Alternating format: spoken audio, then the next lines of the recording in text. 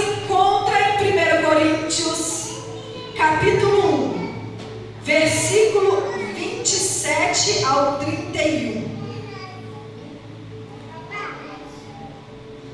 Louvado seja o teu nome, Senhor dos exércitos.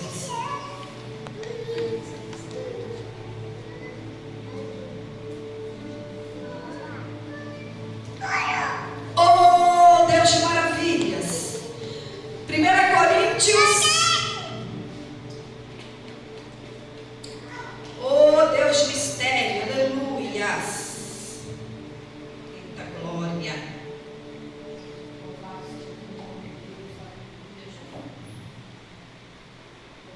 seja o teu nome, Senhor dos exércitos. Glória a Deus.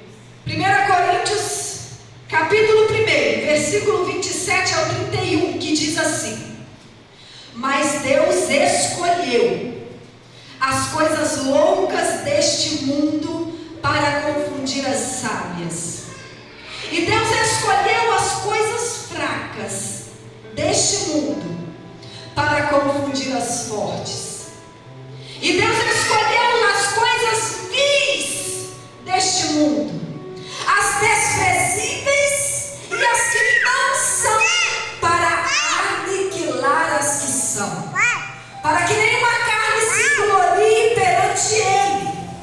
Mas vós sois dele, em Jesus Cristo, o qual para nós foi feito por Deus sabedoria, justiça, santificação e redenção, para que, como está escrito, aquele que se glorie no Senhor. Aleluia. Você pode adorar esse Deus? Oh, louvado seja o nome do Senhor. E nesta noite nós temos um tema, porque o Espírito Santo nos deu um tema. E o tema é: o Deus que escolhe os improváveis. O Deus que escolhe aqueles que não são. O Deus que escolhe os fracos para confundir os fortes. Este é o Deus que a gente serve. Porque o Deus que a gente serve, pastora Marielle, não precisa escolher os capacitados, cantora Lediana. O Deus que a gente serve não precisa escolher os grandes, os de fama, os de nome, porque Ele é o Deus que escolhe, mas sobretudo é o Deus que capacita o escolhido. Louvado seja o teu nome, Senhor dos exércitos. E o Deus que escolhe os improváveis é o Deus que a gente serve e que a gente está aqui nesta noite para adorar e render glória. E quando eu fui para a palavra do Senhor e comecei a meditar nos escolhidos de Deus, eu pude perceber que a grande maioria esmagadora são improváveis. Não que Deus não escolhe homens grandes, Ele é soberano na escolha, Ele escolhe quem Ele quiser, mas verdadeiramente o poder dele se aperfeiçoa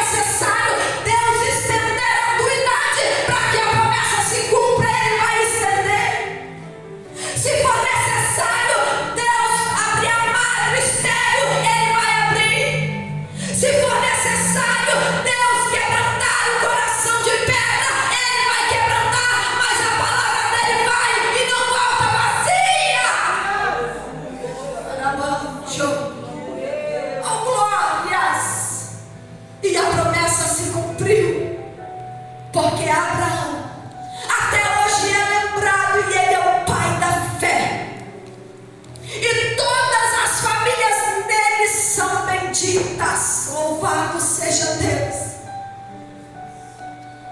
Mas Deus não escolhe somente homens e mulheres improváveis. Deus, seu Antônio, Ele também escolhe igrejas improváveis. Aleluia.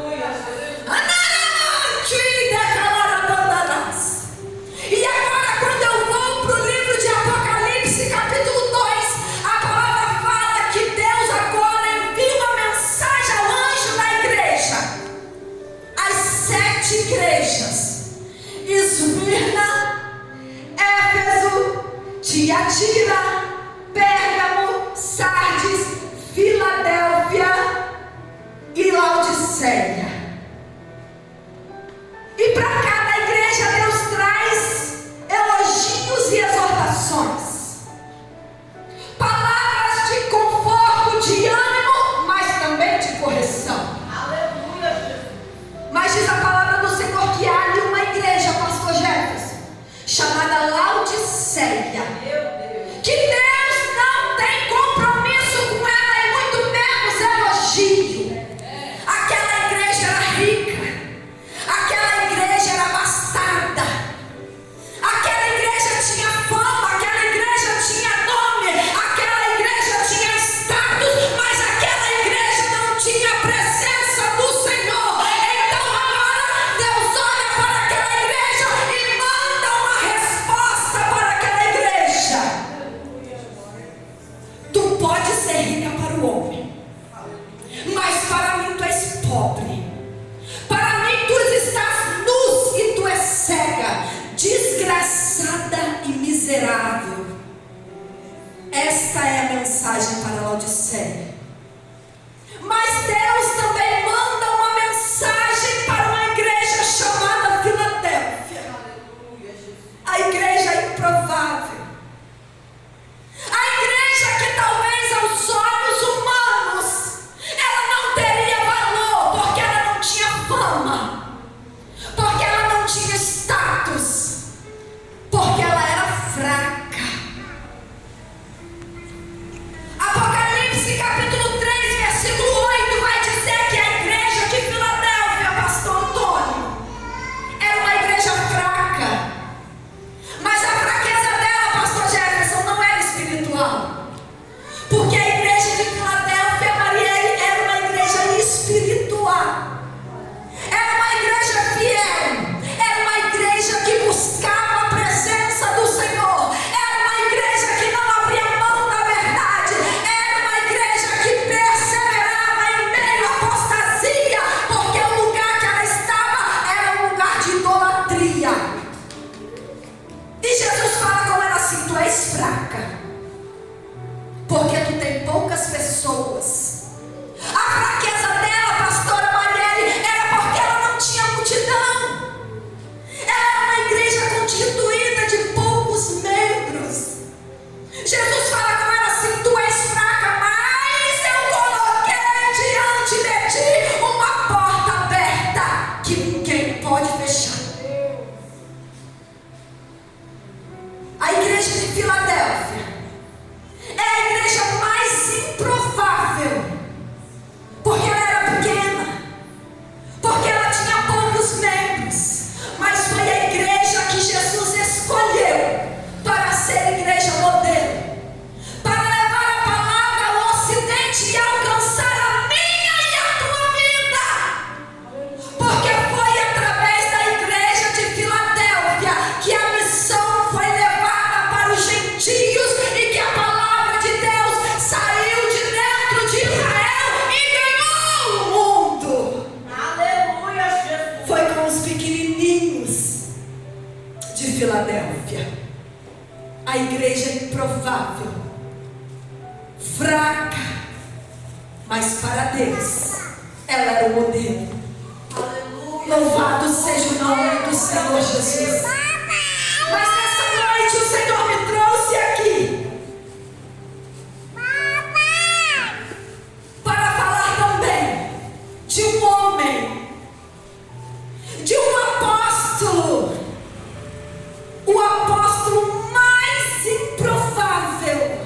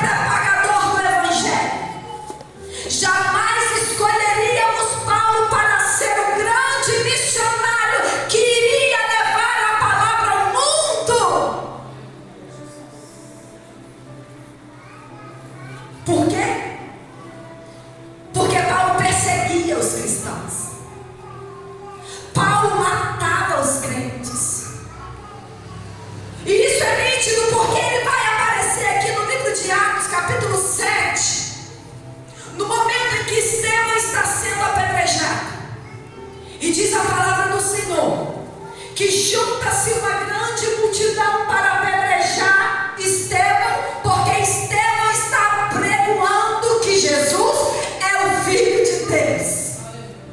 Mas eles não querem aceitar esta mensagem. Então agora eles se acham no direito de tirar a vida, acusando Estevão de blasfêmia. E naqueles tempos a blasfêmia, ela era combatida com a pena de apedrejamento. Então diz a palavra do Senhor que Paulo está ali, naquele lugar, vendo tudo acontecer. E diz a palavra do Senhor que as testemunhas agora pegam as suas capas e deitam as suas capas aos pés de Paulo. Porque provavelmente, de acordo com os estudiosos, Paulo já devia ter em média 33 anos, então ele já era membro do Sinédrio. Quando aquelas testemunhas deitam as suas capas aos pés de Paulo, elas estão falando assim: olha, vamos apedrejar. E ele então consente. E com o consentimento dele, as testemunhas pegam as pedras e começam a apedrejar Estevão. E logo depois todo o restante que está ali. Então a Bíblia nos diz que com o consentimento de Paulo, Estevão é apedrejado. O primeiro mártir, o primeiro a morrer em prol do Evangelho é o jovem cheio do poder de Deus, apregoando que Jesus é Filho de Deus, e Paulo autorizando. Começa assim a entrada de Paulo na Bíblia. Mas diz a palavra do Senhor, e ela é linda demais, porque depois que Estevão é apedrejado, Paulo se enche de tamanha ira, que agora ele começa a perseguir os cristãos desesperadamente, como um cão raivoso. Os cristãos começam a ficar, pastora Marielle, tão apavorados, que agora eles saem de dentro de Jerusalém e vão para Samaria e vão para toda a Judéia. Eles começam a se dispersar.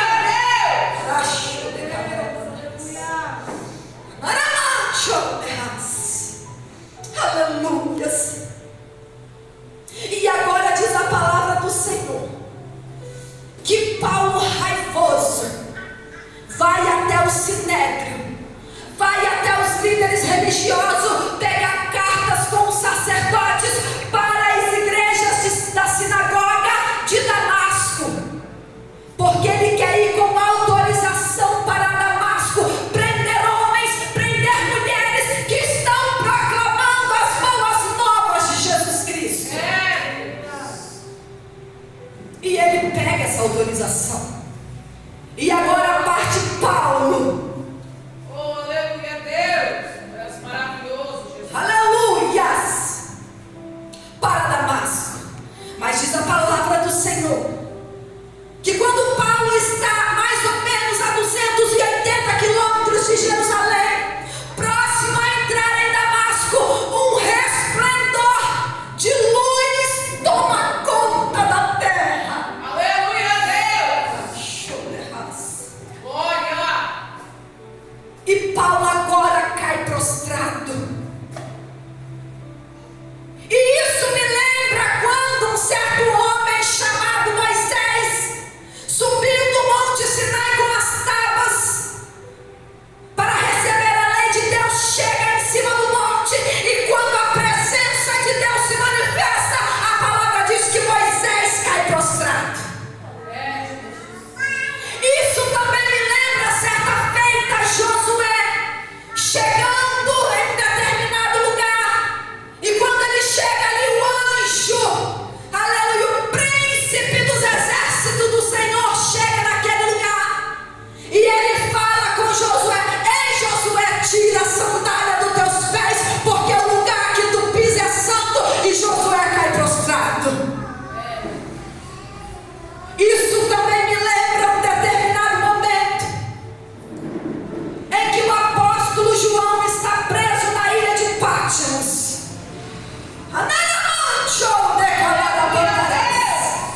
De repente João tem uma visão e ele diz assim: e virei-me para ver quem falava comigo, e virando-me vi um semelhante ao Filho do Homem, vestido até os pés de uma roupa comprida e cingido pelos peitos com um cinto de ouro. E a sua cabeça e cabelos eram brancos como a lã, brancos como a neve, os seus olhos como chama de fogo, e os seus pés semelhante a latão reluzente, como se tivessem sido refinados na fornalha, e a sua voz como a voz de muitas águas. E ele tinha na sua destra 7 estrelas, e da sua boca saía uma aguda espada de 2 gumes, e o seu rosto era como o sol, quando na sua força resplandece. E eu, quando vi, caí aos seus pés como morto. Chorei, calarabandarás, chorei, canagarás, nem calarabandarás. Aleluia! E sabe o que todas essas passagens têm em comum? Tem em comum com Romanos capítulo 14, versículo 11, que diz: e diante dele todo joelho se dobrará, e toda língua confessará que ele é Deus. Raixou de halarabandarás. Quem poderá ficar de pé mediante a glória do Senhor? Todo joelho se prostrará. Chegará um dia, pastor Jefferson, que todo joelho irá se dobrar diante do Senhor dos exércitos. Reis, rainhas, governadores, presidentes, políticos, homens de fama, mulheres de fama, que hoje são idolatrados, que hoje são endeusados, mas chegará um dia que todo joelho se dobrará. Louvado seja o teu nome, Jesus. Aleluia, meu Deus. Aleluia, Jesus. E a Bíblia diz agora que Paulo cai prostrado diante o resplendor da glória. E então ele ouve uma voz dizendo: Saulo, Saulo, por que me persegues? Então Saulo responde: quem és tu, Senhor? E este Senhor não é um Senhor de respeito, este Senhor é um Senhor divino. E então o Senhor diz para ele: aleluias, louvado seja o nome do Senhor. Dura coisa é, Paulo, para ti recalcitrar.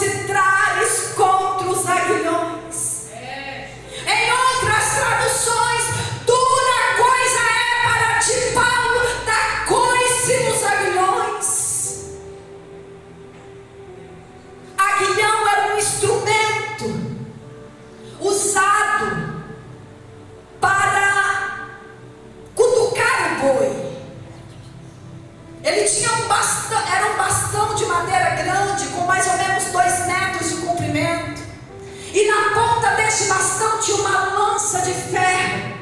E quando o boi não queria sair para o arado para trabalhar, os trabalhadores cutucavam o calcanhar do boi.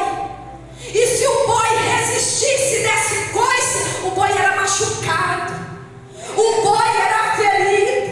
E o Senhor está falando agora com Paulo: Paulo, dura coisa é você ficar lutando contra o aguilhão. Será que você não percebe que você só vai se machucar? O Senhor está falando comigo e contigo nesta noite. Dura coisa é para nós ficarmos dando coice, pastora Marielle, nos aguilhões. Nós precisamos tomar posse das promessas. Nós precisamos fazer o ide do Senhor. Nós precisamos levantar-nos com boca forte na terra e sair do conforto da nossa casa. Porque o grande dia está chegando. A grande hora está chegando. E Ele irá requerer das nossas mãos o que nós temos feito para Deus. Aleluias. E então diz a palavra aqui agora, e eu estou finalizando. Paulo fica cego. E então Paulo agora inicia um jejum e uma oração, porque ele ouviu a voz do Senhor, e assim inicia o ministério de Paulo. E diz a Bíblia que nunca mais ele foi o mesmo. Porque aquele que tem um verdadeiro encontro com o Senhor, ele nunca mais será o mesmo. O homem que perseguia os crentes agora está pregando o Evangelho. O homem que matava os crentes agora está falando de vida eterna. O homem que odiava os crentes agora está amando os crentes. O homem que não perdoava agora está liberando perdão.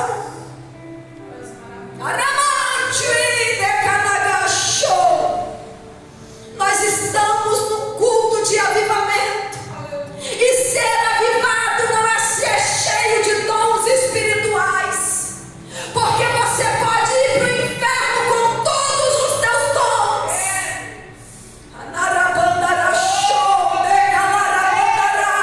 Ser avivado é estar vivo, é estar cheio da presença, é estar cheio de Deus. É na hora que o irmão te ferir, você levantar uma palavra de amor.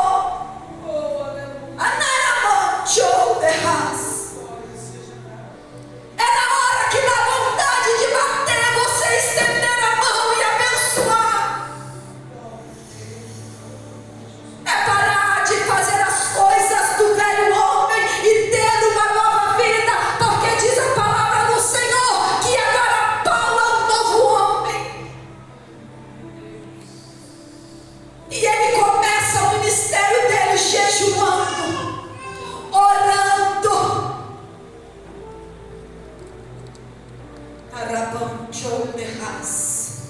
São os pilares da vida do cristão. O jejum e a oração são os pilares. Paulo continua a vida dele fazendo a obra de Deus, porque ele entendeu os pilares. Aleluia, louvado seja o nome do Senhor. Que nós possamos ser cheios da presença dele. E não dá para ser cheio da presença dele, pastor Jefferson, buscando o Senhor só nos dias de culto.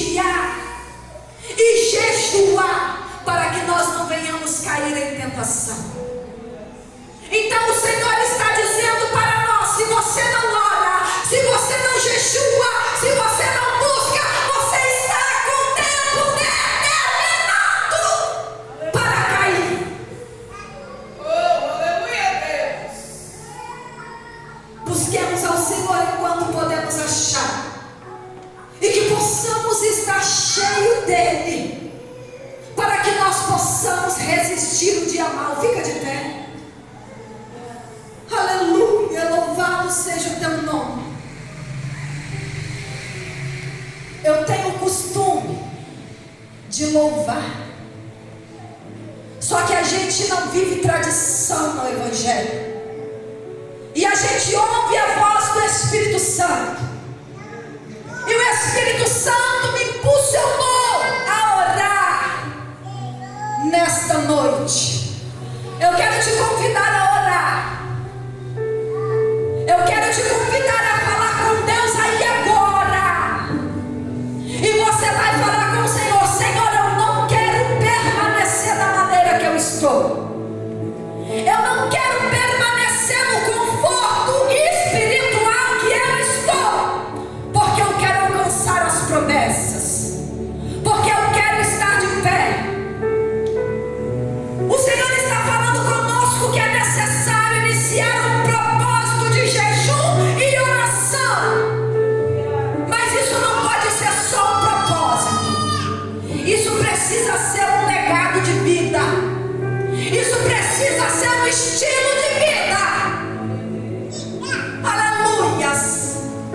Senhor meu Deus, Pai querido, Pai amado, nesta noite, Senhor, nós buscamos a Tua face e a Tua presença. Nós reconhecemos, Pai, como somos falhos e dependentes de Ti.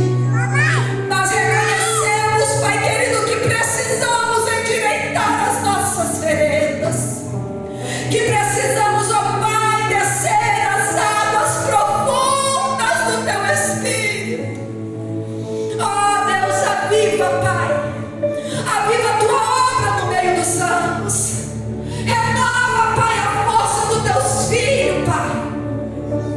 Não deixe, Pai, que nós venhamos perecer. Não deixe que venhamos desanimar.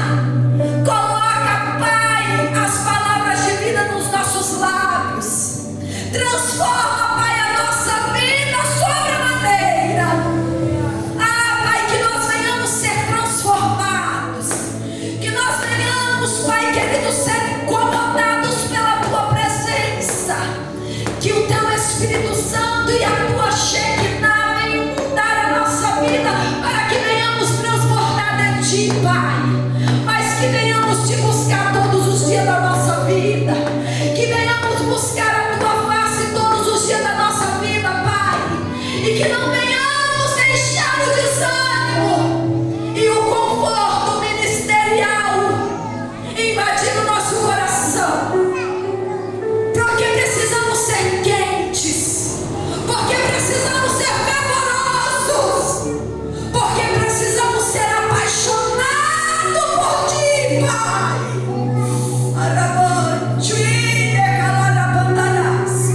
Nos faça, Pai, ser apaixonado por Ti.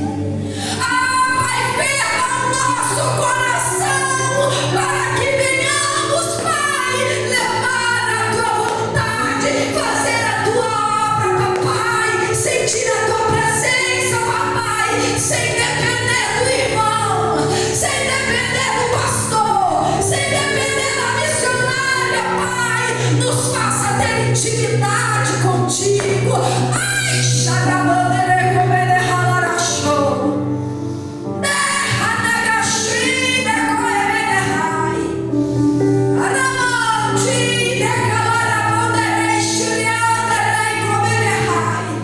Assim diz o Senhor para ti.